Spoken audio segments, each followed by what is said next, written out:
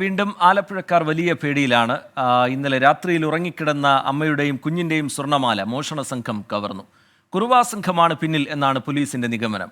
പുന്നപ്രയിലെ മോഷണ സംഘത്തിന്റെ ദൃശ്യങ്ങൾ പോലീസിന് ലഭിച്ചു.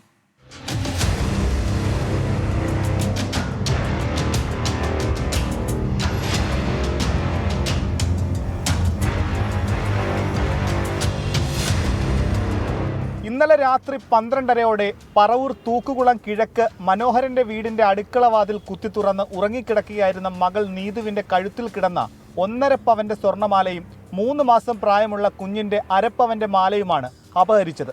അടുക്കള വാതിലിന്റെ കൊളുത്ത് പൊളിച്ചാണ് കള്ളൻ അകത്തു കയറിയത്. ഉൾപ്രദേശമാണിത്. പാന്റ് മടക്കി വെച്ച് ഷർട്ടിടാതെ മുഖം മറച്ച ഒരാളാണ് മോഷണം നടത്തിയത്.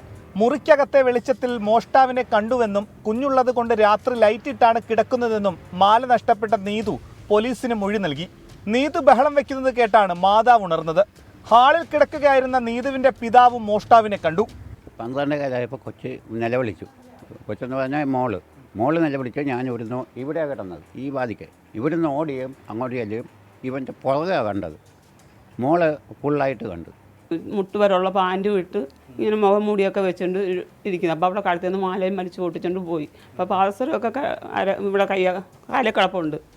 അതൊന്നും പൊട്ടിച്ചില്ല. ഇത് രണ്ടും എടുത്തുകൊണ്ട് പോയത്. കുറുവാ സംഘത്തിൻ്റെതെന്ന് സംശയിക്കുന്ന 10ഓളം മോഷണങ്ങളാണ് ജില്ലയിൽ അടുത്തിടെ ഉണ്ടായത്.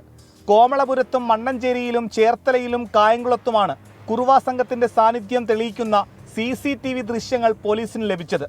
അടുക്കള വാതിൽ പൊളിച്ച് അകത്തുകടക്കൽ, വസ്ത്രധാരണം, സ്ത്രീകളുടെ മാത്രം മാല പൊട്ടിക്കൽ തുടങ്ങിയ മോഷണ രീതികളിൽ നിന്നാണ് കുറുവാ സംഘം എന്ന് പോലീസ് സംശയിക്കുന്നത്. നിലവിൽ ആലപ്പുഴ DYSP MR മധുബാബുവിന്റെ നേതൃത്വത്തിലുള്ള 7 അംഗ സംഘമാണ് മോഷ്ടാക്കൾക്കായി അന്വേഷണം നടത്തുന്നത്. 24 ആലപ്പുഴ.